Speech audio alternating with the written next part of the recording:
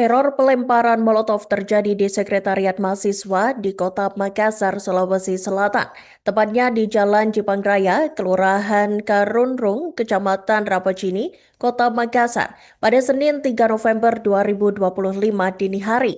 Kejadian bermula saat 4 mahasiswa masih sementara mengerjakan tugas di teras sekretariat, dan di saat bersamaan melintas pemotor berboncengan dan langsung melemparkan botol Molotov ke arah sekretariat.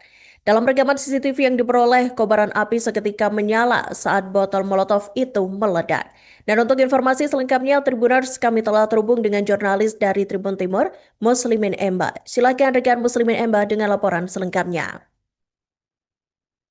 Ya, baik, Iraka dan Tribuners dapat saya jelaskan bahwa teror pelemparan Molotov terjadi di salah satu sekretariat mahasiswa yang berlokasi di Jalan Jipang Raya, Kecamatan Rapocini, Kota Makassar, di mana pelemparan Molotov itu terekam kamera CCTV warga ataupun rumah warga di depan sekretariat, dan terlihat dalam rekaman CCTV ada dua pengendara motor melintas kemudian melemparkan botol Molotov, dan seketika itu muncul nyala kobaran api di area pekarangan sekretariat.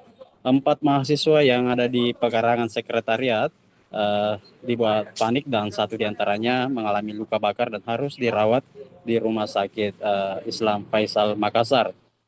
Polisi telah mendatangi lokasi melakukan olah TKP dan sejauh ini masih melakukan penyelidikan terhadap pelaku yang melakukan pelemparan Molotov. Belum diketahui pasti motif dari pelemparan Molotov ini. Hanya saja korban masih dirawat di Rumah Sakit Islam Faisal Makassar. Iraka. Baik, terima kasih rekan Muslimin Emba atas laporan Anda dan selamat bertugas kembali. Melengkapi informasi tadi, Tribuners, berikut keterangan dari Kapolsek Rapocini, Kompol Ismail. Jadi ada mahasiswa ini, yang korban ini, awalnya duduk-duduk di teras sambil mengkader adik-adiknya. Tiba-tiba datang dua orang dengan menggunakan sepeda motor berboncengan, langsung melempar botol masuk ke ini adik-adik yang sedang kerja tugas. Download Tribun X sekarang, menghadirkan lokal menjadi Indonesia.